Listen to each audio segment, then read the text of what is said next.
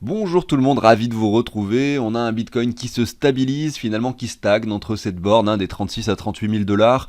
Effectivement, l'Ether, lui, aussi a pas mal retracé, 2400 dollars. On a une altcoin dominance en conséquence qui a également bien perdu en valeur. Regardez, on n'est que sur la moitié du retracement imaginable. Je dis imaginable parce que c'est effectivement, on n'est pas sûr qu'on puisse retourner jusqu'à ce point-là. Mais effectivement, si on a une continuation baissière, et ça a l'air d'être le cas, en tout cas sur les altcoins, par rapport au Bitcoin, on aura un niveau hyper pertinent pour changer des bitcoins en altcoins ou alors pourquoi pas investir de l'argent neuf, de l'argent frais pour acheter principalement des altcoins du coup puisque ce sera le niveau pertinent pour ces derniers. Ayant toujours ce doute sur le fait que l'on revienne sur cette ligne de support, la meilleure chose à faire probablement serait d'investir par palier. Pourquoi pas commencer dès maintenant, pourquoi pas recharger en altcoin, quitte à être conscient effectivement qu'elles peuvent perdre encore 20, 30, 40% et que derrière on continue à recharger sur plusieurs paliers d'investissement jusqu'à ce que dans cette limite, dans cette zone de rechargement, on puisse mettre le plus gros billet que l'on voulait mettre pour effectivement imaginer et jouer cette vague haussière par la suite qui pourrait dans un premier temps revenir ici, et pourquoi pas, si on est très optimiste sur le marché des cryptos, imaginer un breakout, une cassure et un nouveau sommet par rapport à celui de 2018 pour les altcoins. Aujourd'hui, on va faire une analyse du Bitcoin pour commencer assez long terme puisque on est sur un marché baissier, on aime bien avoir une vision long terme pour essayer de comprendre ce qui pourrait se passer dans les mois et même peut-être années à venir. Et puis on va regarder deux crypto-monnaies et on va essayer de déterminer si les prix actuels sont intéressants. Ça va être Solana et Terra Luna. Pourquoi ces deux-là ? Parce que ce sont deux crypto-monnaies qui ont fait leurs preuves et qui ont énormément performé. Quand je dis ces deux crypto-monnaies qui ont fait leurs preuves, je parle plutôt de deux écosystèmes finalement. Aujourd'hui, on a un Solana qui vaut 89,67 dollars et un Terra Luna qui vaut 52 dollars. Est-ce intéressant d'en acquérir sur les niveaux actuels ? Est-ce que ces crypto-monnaies peuvent aller plus bas et si oui, quels sont les points de support intéressants sur lesquels on pourrait également mettre des paliers plus bas ?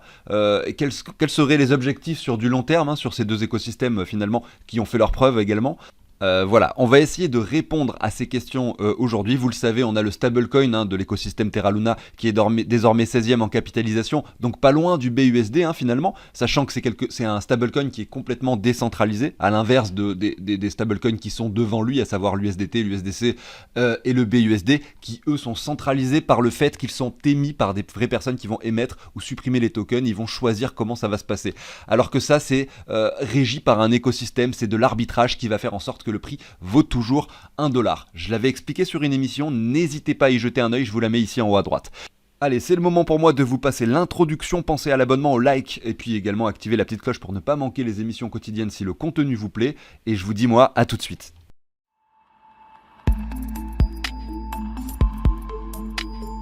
Allez, c'est parti, on débute avec la vue finalement en mensuel du Bitcoin. Donc on va pouvoir se tracer ici sur ce graphique deux lignes intéressantes. La première, ça va être celle qui rejoint ce sommet avec le haut de cette mèche-ci, vous voyez. Alors on va pouvoir la prolonger plus loin pour avoir un peu un ordre d'idée du point haut du marché actuel. Si jamais on devait à nouveau toucher cette ligne de tendance, eh bien ça nous ferait un prix pourquoi pas aux alentours des 500 000 dollars. Cependant, on le sait, le marché est de moins en moins volatile et donc la volatilité qu'il y avait eu entre ces deux points-là risque d'être différente cette fois-ci. D'ailleurs, on va essayer de matérialiser ça plutôt sur ce graphique finalement. Regardez, je rejoins à nouveau les deux points que j'ai rejoints juste avant. Cette fois-ci, on a plus d'historique et je vais vous montrer un petit peu ce que je veux vous dire. Ici, la volatilité était bien plus importante. On avait donc une trendline qui représentait le mois de juillet 2011 et le mois de novembre 2013 qui pouvait se dessiner comme ça. Mais bien sûr, en 2018, nous ne sommes pas allés chercher ce niveau-là, puisqu'on a de plus en plus d'argent dedans, donc il est moins volatile, ça veut dire que son prix fluctue beaucoup moins qu'avant, en tout cas en pourcentage de gains et en pourcentage de pertes, et non pas par rapport à la valeur. Par exemple, j'explique ça vraiment pour les nouveaux qui seraient vraiment susceptibles de ne pas forcément comprendre ce que c'est la volatilité. Eh bien, en fait, si par exemple vous avez le Bitcoin qui passe de 1000 à 2000, ou bien le Bitcoin qui passe de 20 000 à 40 000, dans les deux cas, on a la même volatilité. On a une prise de valeur qui est de 100%.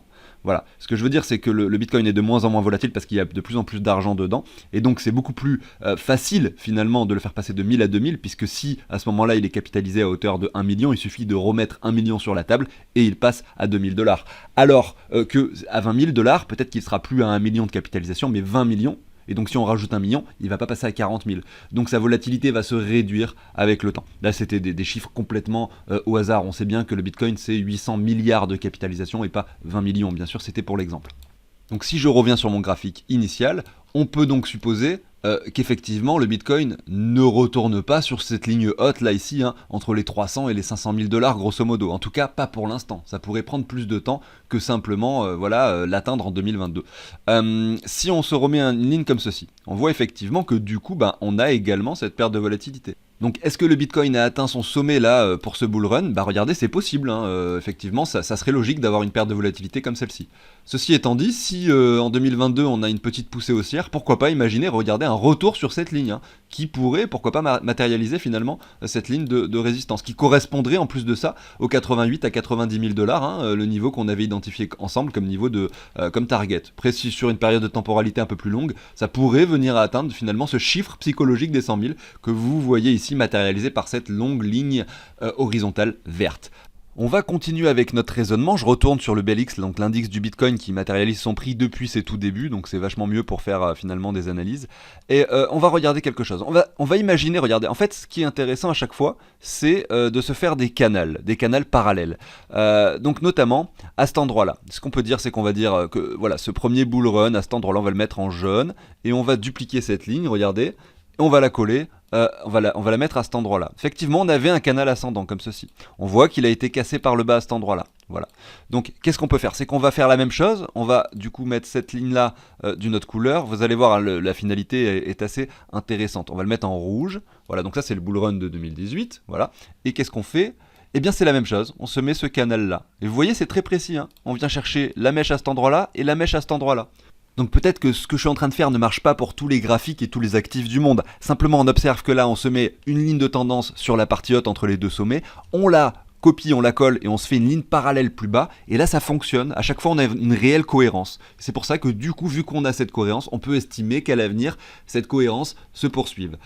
Et cette fois-ci, on va prendre ce même canal, mais cette fois-ci sur les niveaux actuels. Admettons que, effectivement, donc je spécule sur le fait qu'au niveau de ce bull run, on n'aille pas plus haut que cette ligne, et que si jamais il y a une poursuite haussière, là, par exemple, cette année en 2022, on puisse aller jusqu'aux 100 000, mais pas plus haut. Pourquoi? Parce qu'on a cette ligne qui pourrait venir stopper le cours. Je spécule sur le fait que cette ligne stoppe le cours. Et bien à ce moment-là, on va pouvoir de la même façon imaginer les niveaux bas qui pourraient être atteints si jamais le bull run est terminé. Donc là, on peut la positionner comme ceci. Cette fois-ci, on observe qu'il y a cet excès. C'est moins précis en tout cas. On a un point de niveau ici, un point à cet endroit-là.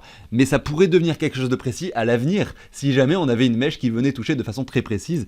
Donc comme d'habitude, on ne sait pas quel scénario va se produire, on ne sait pas ce qui va se passer. Est-ce que le Bitcoin est déjà sur une fin de bull run? Est-ce qu'on va revenir rejoindre cette ligne? Est-ce qu'on va venir chercher cette ligne, par exemple, dans un premier temps, résister dessus, et effectivement ensuite aller chercher le niveau des 16 000 dollars approximativement, hein. C'est possible, hein, aller toucher les 100 000 pour ensuite rejoindre les 17 000, pourquoi pas? Est-ce que donc le Bitcoin va me contredire, donc aller chercher ce niveau, hésiter, et puis ensuite casser cette ligne par le haut, et à ce moment-là, cette ligne-là, eh bien on va la tracer différemment, on va pouvoir rejoindre les deux sommets comme ceci, et à ce moment-là, eh bien, on va supprimer cette ligne-là, on fera ça, on fera copier-coller, et on ira la mettre parallèle à celle-ci, pour voir le niveau bas qui pourrait être atteint finalement par la suite, s'il y a un marché baissier, vous voyez, ça va changer finalement la structure de mon canal, hein. Voilà, donc on le sait, il y a plein de possibilités. Cependant, en fait, faire ce travail, ça nous permet de faire des bornes, de borner le Bitcoin, de se dire, voilà, j'essaye d'acheter en bas et de revendre en haut. C'est un peu le principe, finalement, de l'investissement en général. On essaye d'acheter en bas, sur des bougies rouges, on essaye de vendre en haut sur des bougies vertes. C'est pas quand c'est l'euphorie et que tout le monde crie à un nouveau sommet alors qu'on vient d'en faire un, qu'il faut investir dans un actif. Là, effectivement, on observe qu'on est quand même plutôt sur le haut du canal. Donc si je suis débutant et que j'arrive aujourd'hui sur le marché, eh bien, soit, effectivement, je joue sur cette dernière vague qui pourrait se passer en 2022 et j'espère qu'elle se produise effectivement, mais je prends un risque, soit j'attends un réel marché baissier, un retour sur des niveaux pertinents. Peut-être qu'on ne viendra pas chercher cette ligne, mais pourquoi pas essayer d'acheter par palier sur plusieurs niveaux au cas où, hein, pour être sûr d'entrer dedans, entre par exemple les 20, les 25 et les 15 000 dollars. Peut-être qu'on va aller chercher les 100 000 avant de retourner à 25 000, mais ce que je veux dire, c'est vraiment être patient sur ces investissements, hein, bien sûr. Et bien sûr, il n'y a jamais de réponse exacte à savoir si c'est bien d'acheter maintenant ou pas. Comme je le dis, ça dépend de votre profil, ça dépend de la somme que vous voulez mettre par rapport à votre épargne totale, le risque que vous souhaitez prendre. Tout ça, voilà, c'est des choses qu'il vaut mieux mettre à l'écrit ou vraiment clarifier dans son esprit avant de commencer à investir, de toute façon. J'en ai fini avec le Bitcoin sur cette analyse long terme que je n'avais jamais faite sur la chaîne et que je trouve très intéressante, que j'ai pu travailler ces derniers jours, et je me suis dit voilà que ça pouvait être intéressant de vous la partager. J'essaye de nombreuses choses différentes et des fois je me dis oui ça c'est bien, je peux en parler, des fois je me dis non ça c'est nul, j'en parlerai pas. Et là pour le coup je trouvais ça relativement pertinent. Les lignes violettes, pour ceux qui ne le savent pas, ce sont les halvings qui ont été matérialisés. Donc là par exemple en mai 2020 il y a eu un halving, ici en juillet 2016 et également en novembre 2012. Ce sont des événements qui se produisent généralement avant les phases haussières, vous voyez. Donc c'est assez intéressant de le constater également. Et le prochain se situe ici en mai 2024. Allez, je vais enchaîner avec la suite, à savoir Solana et Luna. On va regarder leur prix. On va voir si oui ou non ils sont intéressants pour un investissement sur les niveaux actuels et pourquoi pas sur des paliers inférieurs. Et quels sont ces paliers inférieurs? On va regarder tout ça.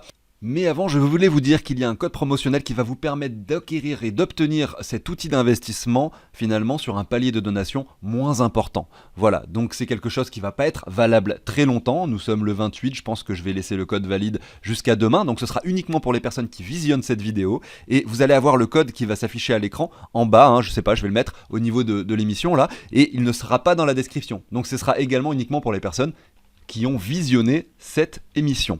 Alors, de quoi il s'agit? Il s'agit d'un tableau d'investissement qui vient récupérer le prix des crypto-monnaies en temps réel. Et c'est ça qui est très intéressant. Si par exemple ici, j'ajoute une crypto-monnaie, Mana par exemple, je peux mettre n'importe laquelle. On peut mettre par exemple Hero de Meta Hero, une peut-être moins connue, je sais pas...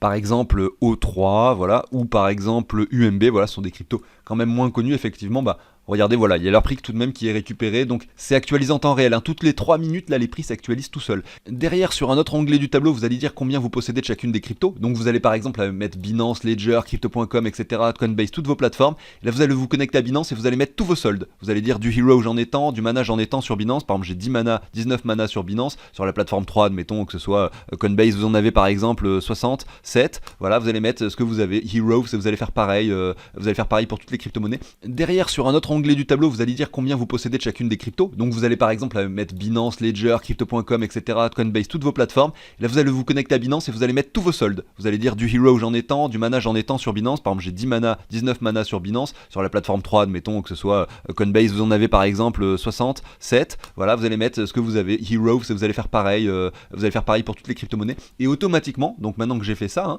eh bien Mana il s'est ajouté tout seul. On sait qu'il y en a 86. On sait ce que ça vaut. Et maintenant que j'ai fait ça, j'ai encore un autre onglet qui va m'indiquer j'ai 86 mana, ça vaut ça en dollars, ça en euros, ça représente 1% de mon portefeuille total par rapport à ce que j'ai rempli. Il me reste ça de stablecoin pour investir, ici c'est indiqué 2% de stablecoin, 98% de crypto, la répartition de chacune des cryptos, le total par rapport à ce qu'on a investi, combien on est en train de gagner, quel est le ROI, etc. Vous avez également ici la répartition de votre argent par plateforme, donc là comme je le disais j'ai tout mis sur une seule, mais si vous mettez de l'argent un peu partout sur toutes vos plateformes, vous allez savoir sur Binance vous avez tant, sur Coinbase vous avez tant, ça représente tant par rapport à mon argent total, etc., etc. Il y a le dernier onglet qui permet, regardez, donc là il y a 10 000 euros, admettons, vous avez acheté tel jour, vous allez mettre toutes les transactions par rapport à l'euro, donc vous avez acheté tel jour 10 000 euros de crypto, vous allez le mettre ici, et ça va simplement calculer votre investissement de départ. Et ensuite, si vous ne le savez pas, dans les cryptos, c'est toujours mieux de passer par des stablecoins pour faire des achats-reventes et récupérer des euros uniquement lorsque vous voulez réellement sortir du marché, parce que ça va déclencher de l'imposition. Et donc quand vous allez réellement sortir du marché, vous allez revendre vos cryptos pour des euros, à ce moment-là vous allez mettre vente ici, vous allez dire je récupère 1000 euros, parce que j'ai vendu des cryptos pour récupérer 1000 euros, mon portefeuille à ce moment-là valait 20 911, voilà, comme ceci, donc 20 911, c'est la valeur finalement qui est récupérée à cet endroit-là, vous voyez, c'est la valeur grâce au prix des cryptos actuels, et ce que vous avez rempli avant, on le connaît, la valeur de votre portefeuille en temps réel, et à ce moment-là, ça vous calcule la plus-value associée. Et ça va vous aider pour pouvoir remplir vos déclarations d'imposition. D'autant plus qu'ils demandent toutes ces données-là, et en fait, moi, je les ai tout simplement inscrites. J'ai tous les calculs qui sont associés, qui vous permettent de remplir correctement votre feuille d'imposition. Ça remplace pas la nécessité de faire appel à un avocat fiscaliste si c'est nécessaire. Ça, c'est pas quelque chose que vous allez pouvoir fournir en cas de contrôle. Mais malgré tout, ça vous permet de faire les choses correctement, en fait. Pour obtenir ce tableau, vous allez dans la description de la vidéo, soit en cliquant sur le plus ou sur le titre, et là vous allez avoir un lien qui vous amène vers le site de CryptOrganize, qui vous permettra d'effectuer une donation pour soutenir la chaîne et obtenir votre outil d'investissement.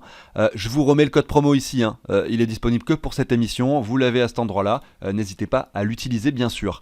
Vous avez également ici un deuxième lien où j'explique mieux ce tableau, hein. Et sachez également qu'avec cet outil d'investissement, vous allez avoir un tutoriel qui explique chaque onglet, hein. Ici, vous allez avoir tuto, bim, vous cliquez sur le lien, vous tombez sur la partie de la vidéo qui concerne finalement la page en question, vous voyez. Donc, vous n'êtes pas laissé comme ça, seul avec cet outil que vous ne comprenez pas. Moi, en plus, je suis là pour répondre aux questions. Vous pouvez m'envoyer des mails tant que vous voulez. Je suis là pour vous aider jusqu'à ce que tout fonctionne chez vous. À savoir qu'environ 9 personnes sur 10 n'ont pas besoin d'aide, en fait, ils se débrouillent très bien tout seuls puisque tout est normalement relativement clair. Voilà, allez, j'en ai fini avec ça et j'enchaîne avec les deux crypto-monnaies qu'on voulait analyser aujourd'hui, qu'on va regarder. Et je débute avec Luna. Luna qui est actuellement en chute libre, hein, en tout cas par rapport au Bitcoin sur ce graphique. Juste une petite aparté pour vous rappeler ici que nous sommes sur des niveaux pertinents sur l'altcoin dominance qui est en train de retracer. Comme je le disais en début d'émission, on peut recharger maintenant comme sur des niveaux inférieurs. Donc il est vrai que pour les deux crypto-monnaies qu'on va regarder, à savoir Luna et Solana, ben effectivement, il est possible que la chute continue par rapport au Bitcoin, hein. C'est le cas ici sur le graphique, on voit qu'on est sur une bougie hebdomadaire ici, sur Luna, qui nous fait, regardez, un moins 30%. Maintenant qu'on est sur un retracement, on va commencer à chercher des achats sur cet actif. Moi qui voulais en acquérir depuis longtemps, eh bien c'est que maintenant que je vais pouvoir le faire avec mon portefeuille personnel. Ici, on a une première moyenne mobile à l'écran que je viens de redessiner, qui est donc la moyenne mobile 50.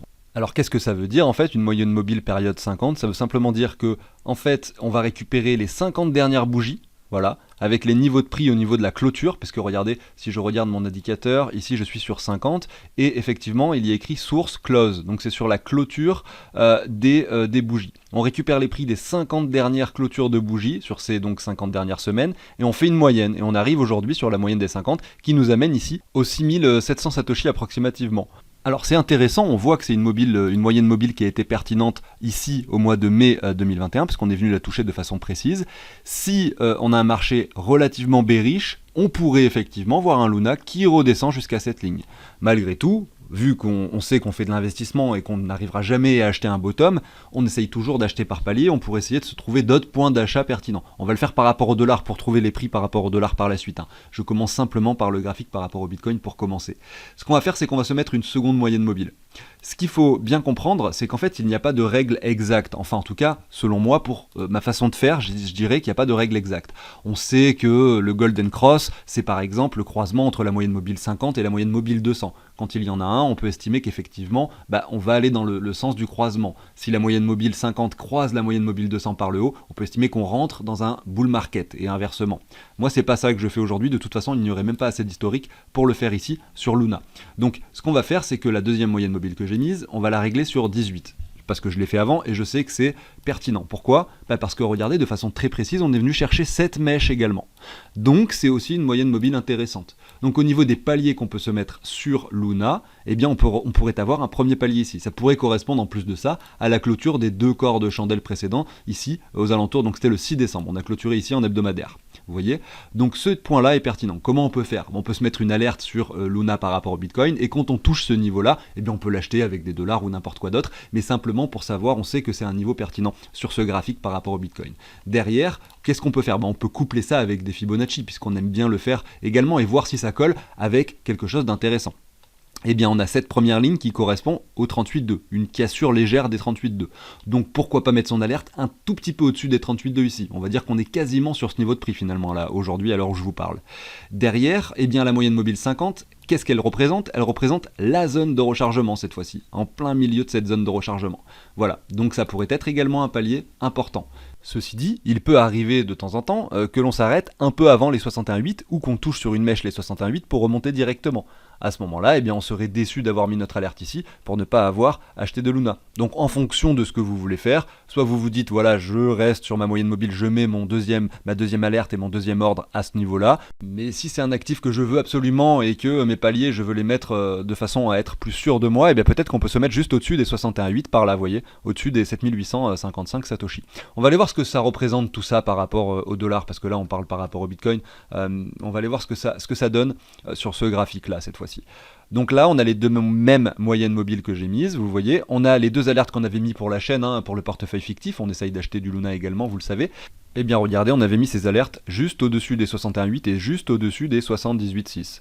Et donc effectivement, ça semble assez pertinent. Regardez, un achat aux alentours des 44 $, un achat aux alentours des 27 $. Est-ce qu'on va aller jusqu'au 27? Aucune idée. En tout cas, les 44 sont très très proches ici aujourd'hui, on n'est pas loin, hein. La chose qui est visible aussi sur ce graphique de Luna par rapport au dollar, c'est que la moyenne mobile 18 a moins de sens. Pourquoi? Parce que là, regardez, on n'est pas venu la chercher, on est venu chercher la 50 directement pour intégrer au-dessus de la moyenne mobile par la suite. Et là, on a même pas méché dessus. Regardez, on s'est arrêté juste avant, mais on n'a pas méché. Donc elle est moins pertinente. On pourrait l'enlever celle-là. En plus, on l'a cassée comme dans du beurre récemment. Voilà. Donc, ce sont les deux alertes que j'avais mises. Effectivement, c'est de la même façon. Si vous voulez être plus serein sur votre achat, ou si par exemple vous voudriez vous mettre 3 paliers, vous pourriez rajouter une alerte au niveau de la moyenne mobile 50, au milieu de la zone de rechargement. Finalement, quand on est dans cette zone, peu importe le prix, hein, vous avez plusieurs paliers que vous pouvez vous mettre, peut-être que vous allez être déclenché, peut-être pas, si jamais on s'arrête avant pour grimper, mais peu importe, de toute façon c'est des niveaux normalement pertinents. Après, est-ce qu'on peut aller plus bas et aller chercher des niveaux inférieurs, à savoir par exemple cet ancien sommet qui se situe aux alentours des 22 $? C'est possible, ça ferait casser finalement cette zone des 78,6, mais tout est possible et tout est imaginable. Donc il faut rester conscient que il est toujours pertinent de garder de la liquidité quoi qu'il arrive au cas où si le marché va plus bas. Malgré tout, vous pourriez très bien rentrer à 100% de ce que vous voulez dans cette zone de prix là, et derrière, si on descend, vous acceptez cette perte, puisque vous saviez que ça pouvait arriver de toute façon, hein. Il faut à un moment donné aussi savoir que c'est pas tout blanc ou tout noir, des fois on peut faire des erreurs, le marché peut aller plus bas que ce que l'on pense. Nous on essaye simplement ici de regarder les niveaux de résistance et de support, et derrière ensuite c'est en fonction de l'offre et de la demande, et le marché fait bien ce qu'il veut, hein. Malgré tout, c'est toujours plus intéressant d'acheter après des gros retracements, et en ce moment c'est le cas, c'est ce qui se produit, et donc c'est ce qu'il faut noter bien sûr. Voilà pour Luna, on va jeter un œil maintenant à Solana. Donc Solana, on peut s'amuser à le regarder dans un premier temps de la même façon, hein, par rapport au Bitcoin. Donc on va aller voir si ces moyennes mobiles ont un sens. Et on observe que la moyenne mobile 18 avait bien joué son rôle de support à cet endroit-là. Malgré tout, après, il y a eu une euphorie telle qu'un retracement plus important s'opère. Et effectivement, on la casse par le bas. On n'est même plus très loin de la moyenne mobile 50 déjà. Alors, on pourrait faire la correspondance assez facilement entre les Fibo et les moyennes mobiles. Par exemple, ici, si je reprends cette hausse, vous voyez que la moyenne mobile, finalement 18, correspond au 38,2 de Fibo. À cet endroit-là, vous voyez. Si on récupère ensuite cette hausse-ci, donc on va prendre la mèche jusqu'à cette mèche-ci, voilà, on a les 38,2 de Fibo qui étaient ici, vous voyez, donc sur cette mèche là, on va dire qu'on l'a atteint. Bon, maintenant on a cassé comme dans du beurre cette limite, mais c'est simplement pour montrer qu'il y a tout de même une correspondance plus ou moins évidente entre les Fibo et les moyennes mobiles. De la même façon, on va reprendre cette hausse et on va reprendre ceci, vous voyez, et là en fait effectivement la moyenne mobile 50, elle se situe dans la zone de rechargement. Donc là on est plus sur des retracements relativement importants. Et de la même façon, je vais récupérer du coup, comme je viens de le faire, cette hausse-ci. Et voilà, la moyenne mobile 50 se situe également dans la zone de rechargement. Donc on a cette sorte de pertinence qui nous permet finalement de coupler les indicateurs pour avoir une sorte de confirmation supplémentaire. Donc c'est vrai que c'est un truc que je vais intégrer probablement maintenant dans mes vidéos, ce sont les moyennes mobiles. C'est assez intéressant à regarder.